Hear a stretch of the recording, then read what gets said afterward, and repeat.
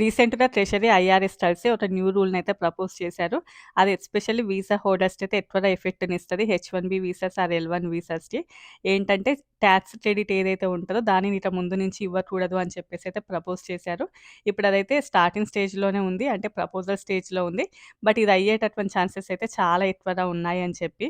ఎందుకంటే Trump administration వచ్చిన తర్వాత నుంచి ఏవైతే ప్రపోజల్స్ పెడుతూ ఉన్నారో ఎస్పెషల్లీ వీసాస్‌కి సంబంధించి అవన్నీ కూడా యాక్సెప్ట్ అవుతున్నాయి కాబట్టి, ఇది కూడా యాక్సెప్ట్ అయ్యే ఛాన్సెస్ అయితే చాలా ఎక్కువగా ఉన్నాయి అని చెప్పి.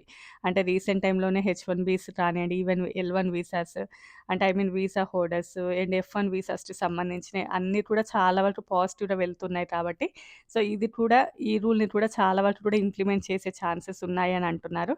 అసలు అదంటే ఏమిటి? దానివల్ల మనకి ఎలాంటి ఎఫెక్ట్‌నిస్తది?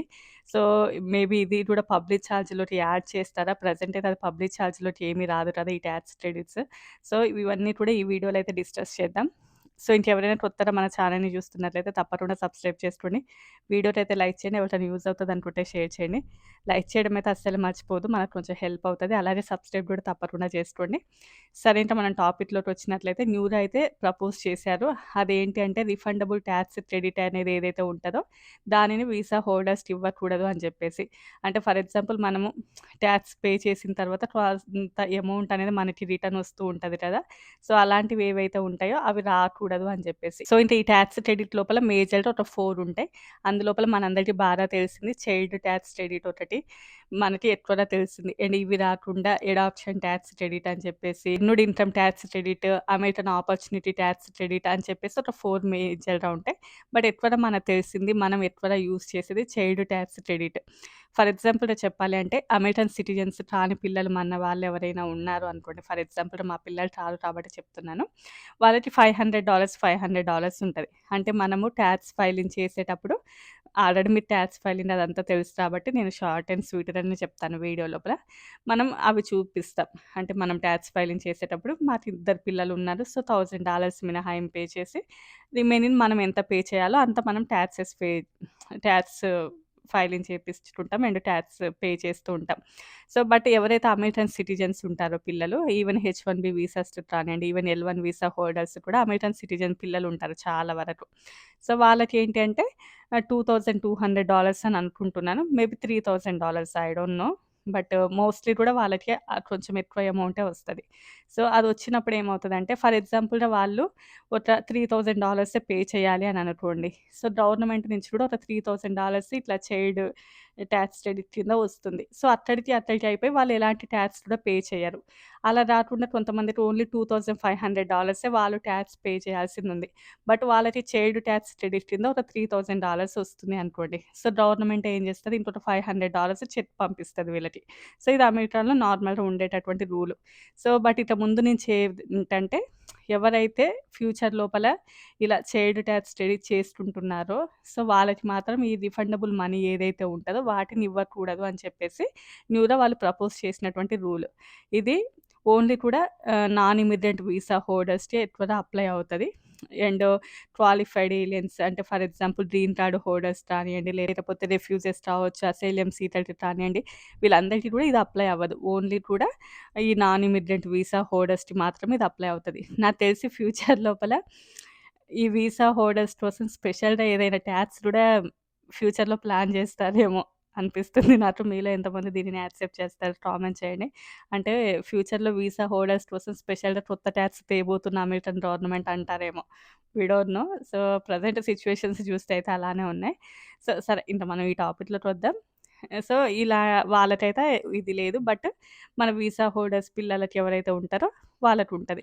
అండ్ ఇందులోపల గూడా ఎవరైనా ఒకరు అమెరికన్ సిటిజన్ అయి ఉండాలి. అంటే వాళ్ళ పేరెంట్స్, వాళ్ళ అమ్మ కానీ, వాళ్ళ నాన్న కానియండి, వాళ్ళు ఎవరైనా అమెరికన్ సిటిజన్స్ అయ్యున్నా, ఈవెన్ గ్రీన్ కార్డ్ హోల్డర్స్ అయ్యున్నా కూడా వాళ్ళకి ఇదేమీ వర్తించదు.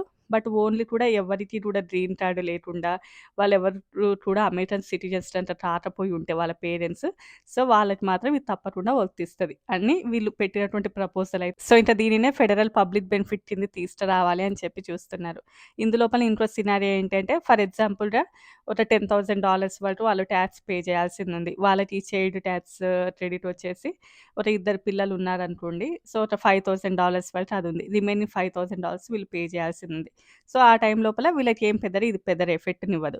బట్ ఏంటి అంటే ఎవరైతే రిఫండబుల్ మనీ తీసుకుంటున్నారో సో, వాళ్ళకి మాత్రం ఇక ముందు నుంచి ఫ్యూచర్‌లో ఇది ఇవ్వకూడదు అని చెప్పేసి న్యూ‌గా వాళ్ళు పెట్టినటువంటి రూల్.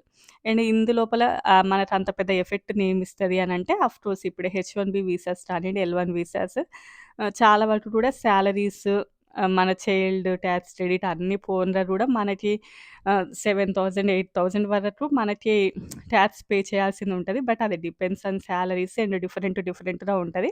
బట్ ఎవరైతే అంతకంటే తక్కువ సాలరీస్ తీసుకుంటున్నారో, చాలా తక్కువ సాలరీస్ వస్తూ అండ్ వాళ్ళ యొక్క పిల్లలు యూఎస్ఏలోనే పుట్టేసి అది కూడా వాళ్ళకి అప్లై అవుతదో సో, వాళ్ళకి మాత్రం ఇది ఎఫెక్ట్‌నిచ్చే ఛాన్సెస్ ఉంటాయి. బట్ నాకు తెలిసైతే మోస్ట్‌లీ కూడా ఇది నాన్ ఇమిగ్రెంట్ వీసాస్‌కి ఇది అప్లై అవుతదిలెండి. కానీ మనకొచ్చే సాలరీస్‌ని బట్టి మనమే ఎక్కువ గవర్నమెంట్‌కి పే చేస్తూ ఉంటాం.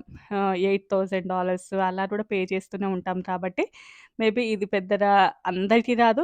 కొంతమందికే ఎఫెక్ట్ అయ్యేటటువంటి ఛాన్సెస్ ఉంటాయి. ఇంక అది మనకొచ్చే సాలరీస్‌ని బట్టి వాళ్ళ పిల్లలు ఎంతమంది సిటిజన్స్ అండ్ దానిని క్యాలిక్యులేట్ చేసుకొని ఫ్యూచర్ లోపల అది.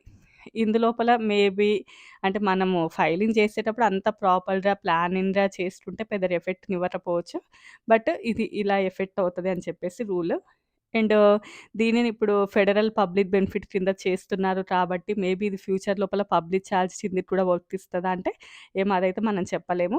ఇంత డ్రాఫ్ట్ అంతా రిలీజ్ అయితే ఇంత క్లారిటీగా తెలుస్తది. బట్ బయట ఉన్నటువంటి న్యూస్ అయితే ఇది. ఇప్పుడు ఇది పబ్లిక్ ఛార్జ్ కింద వచ్చింది అని అనుకోండి. సో, మెయిన్‌గా ఇంకా ఎవరైతే వీసా హోల్డర్స్ ఇప్పటికే చాలా వరకు కూడా న్యూ రూల్స్ వస్తున్నాయి కాబట్టి ఇలా ఈ బెనిఫిట్స్ పొందే వాళ్ళు ఏమైనా ఉంటే వాళ్ళని కూడా అందులోపలికి యాడ్ చేసి మళ్ళీ గ్రీన్ కార్డ్ దగ్గర ఏమైనా ఇష్యూ అయ్యేటటువంటి ఛాన్సెస్ ఉంటాయా అనేదైతే డిబేట్ నడుస్తుంది. బట్ ఏమో మనకైతే ఇంకా అంత క్లారిటీగా అయితే తెలీదు. బట్ ఇది వన్స్ రూల్ అంతా ఓకే అయ్యి అండ్ డ్రాఫ్ట్ రిలీజ్ అయ్యి ఇంకా అందులోపల ఎంత క్లారిటీగా ఉన్నది అనేసి అయితే మనకు తెలుస్తది. అండ్ ఇంకా పబ్లిక్ ఛార్జ్ అంటే ఆల్మోస్ట్ మనందరికీ తెలుసు. ఎవరైతే గవర్నమెంట్ బెనిఫిట్స్ కింద ఆధారపడుతున్నారో వాళ్ళకి ఫ్యూచర్ లోపల గ్రీన్ కార్డ్ వచ్చేటటువంటి అవకాశాలు తగ్గుతాయి అని చెప్పేసి. సో, పబ్లిక్ ఛార్జ్ అంటే మనకి చైల్డ్ టాక్స్ క్రెడిట్ అయితే పబ్లిక్ ఛార్జ్ కిందకైతే రాదు. బట్ ఇక ముందు నుంచి దానిని రిఫండబుల్ కాకుండా చేయాలి. సో, ఇలాంటిది ఒక ప్రపోజల్ అయితే వచ్చింది కాబట్టి దానిని ఫెడరల్ పబ్లిక్ బెనిఫిట్ కింద చూస్తున్నారు కాబట్టి అందులోపల పబ్లిక్, ఇందులోపల పబ్లిక్ ఉంది కాబట్టి మేబీ ఫ్యూచర్ లోపల ఇది కూడా ఏమైనా పబ్లిక్ ఛార్జ్ కింద తెస్తారా అనేది బయట బాగా వినిపిస్తున్నటువంటి న్యూస్ మనకి. సో, బట్ మనం ఏంటంటే ఒకటికి 2 సార్లు చూసుకోవాలి. ఏది పబ్లిక్ ఛార్జ్ కిందకి వస్తుంది. ఎస్పెషల్లీ యూఎస్ఏలో గ్రీన్ కార్డ్ పొంది ఆ దశలో ఉన్న వాళ్ళకి. ఎందుకంటే ఎప్పుడు ఏది ఎఫెక్ట్ ఇస్తదో తెలీదు. బట్ ఇదంతా కూడా ఈ అడ్మినిస్ట్రేషన్ ఉన్నన్ని రోజులే అని అంటున్నారు. మేబీ నెక్స్ట్ వేరే ఉంటే మేబీ రూల్స్ ఏమన్నా మారుతాయా? లేకపోతే దీనినే పట్టించుకుంటారా? అనేదైతే మనకు తెలీదు. సో, ఇంతే అండి ఈ వీడియో. ఆల్మోస్ట్ అర్థమైందని అనుకుంటున్నాను. లేదు అంటే నేను చెప్పిన టాపిక్‌ని సెర్చ్ చేయండి. మొత్తం డేటా అంతా ఇంకా డీటెయిల్డ్‌గా వస్తది. నేను అంత డీటెయిల్డ్‌గా చెప్తే వీడియో లెంత్ ఎక్కువై మళ్ళీ మీరు ల్యాగ్ చేసి అని అంటారని నేను షార్ట్ అండ్ స్వీట్‌గా చెప్పాను. సో, వీడియో నచ్చితే తప్పకుండా లైక్ చేయండి. రేపు మరో మంచి వీడియోతో కలుద్దాం. Bye bye.